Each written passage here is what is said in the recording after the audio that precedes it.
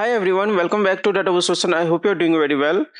In this video, we are going to explore join in PySpark using Databricks. By the end of this video, you have a solid understanding of left join, right join, inner join, full outer join, left anti-join, and even cross join. So before going to start, I request you viewer to please subscribe the channel and like this video. Now let's get started. So first let's start by creating data frame for demonstration. So let me paste here code to save time. Okay, so first we import necessary data type.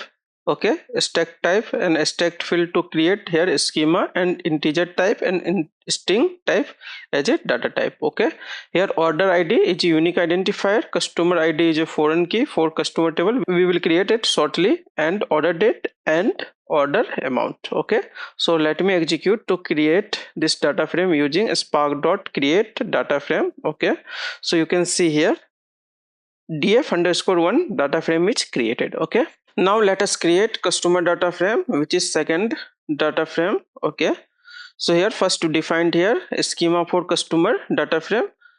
id is a unique identifier in customer data frame, and customer name and city, and we defined here sample dataset. And let's create by create data frame using sample dataset and here schema. So let me execute, and you can see here data frame df_2 is created.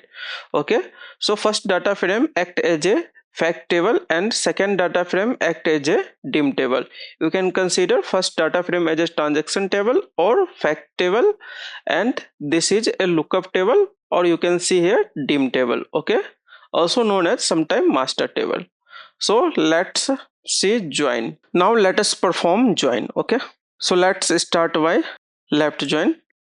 Okay, let me header this, and left join basically keep all record from left data frame and only matching record from right data frame, which is in our case customer. Okay, so let me script it. Right here df_1 dot join, and let me pass here first argument df_2, and let me perform and pass here condition, which is customer id and need to join with id. Okay, so let me pass here df_1 dot customer id, and then we need to use here equal to operator in Python df_2 dot id. You can see here auto completed. You can press tab to auto complete. And third argument, how you want to join, you can write here left, right, inner, left, anti. Okay, and full outer join. Okay, and let me show this and analyze here result. Okay, so you can see here first 4 column from left data frame and last 3 column from right data frame. Okay, id, customer and city, and you can see here result here 203 is matched with left table. So you can see here value for customer name and city name. Okay, and these 206 and 207 is not available in second data frame, which is right data frame. So you can see here null value. Okay, let me analyze row by row using a spreadsheet. So here 203 is matched with customer table. Okay, so let me take here customer name and city. So first 3 value 203, 204, 205 is here available. So taking here customer name and city corresponding value. Okay, and 206 is not available in customer table, so here corresponding value is here null. Okay, so let me go to again our data bricks. Okay, so you can see here the condition df.customer id. Here we need to pass here data frame attribute using dot notation, or you can also use here square bracket notation. Okay, if you try to use call operator, then how we know which column is coming from which data frame? So we need to use here attribute operator. Okay, for joining condition. Okay, so in the left join, keep all record from the left data frame and only matching record from the right data frame you can see in the result set. Now let's perform right join. Okay, right join.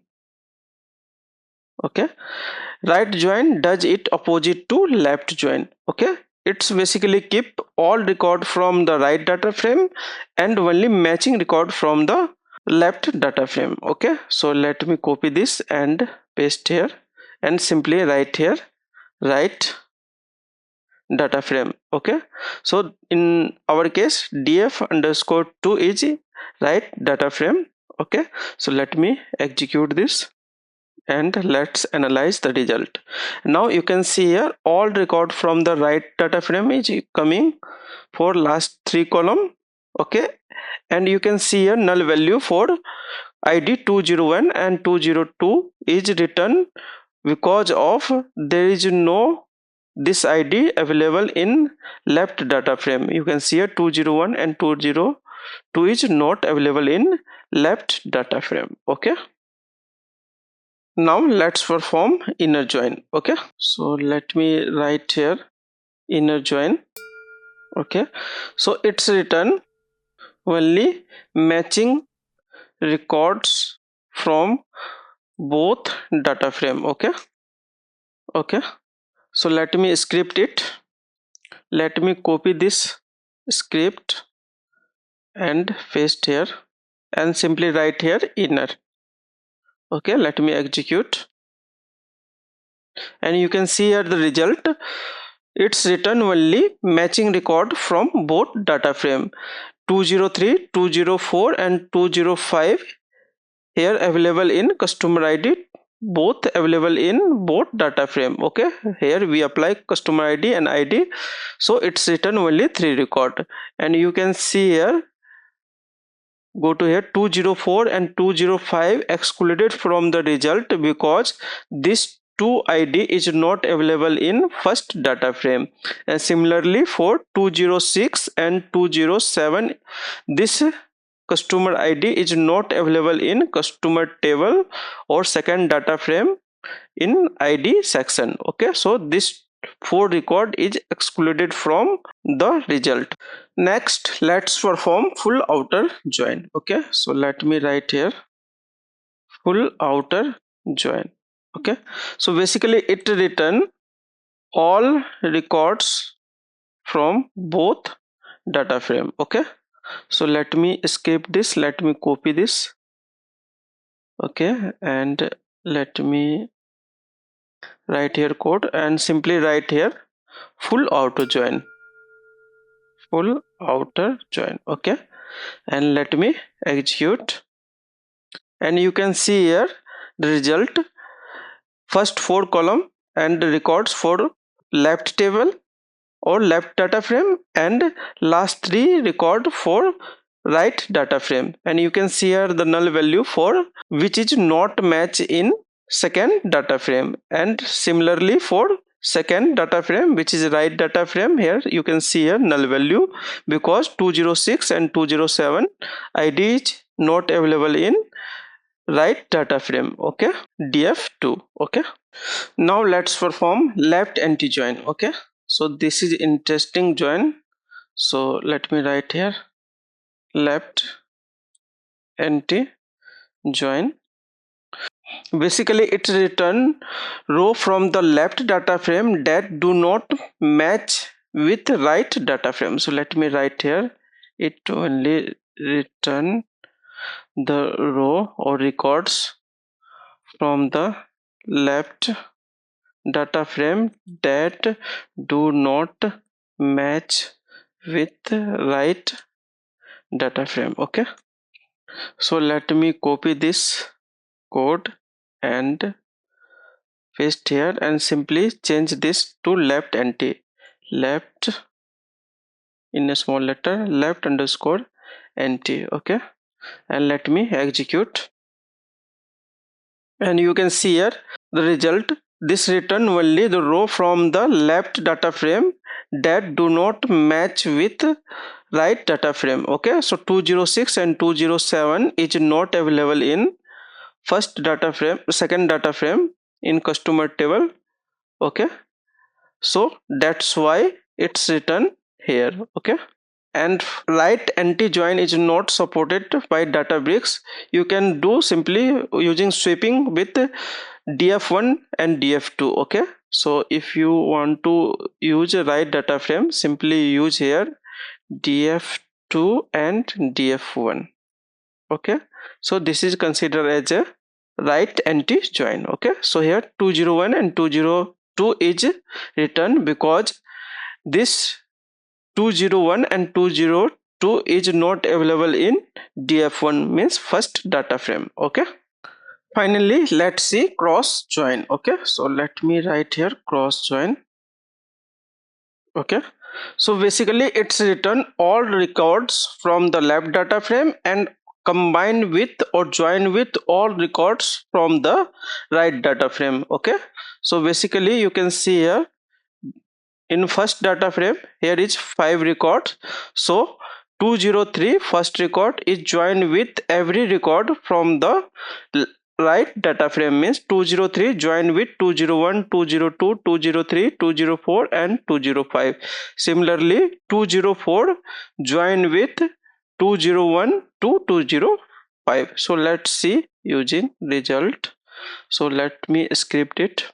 df underscore 1 dot cross join and simply write here df underscore 2 and dot display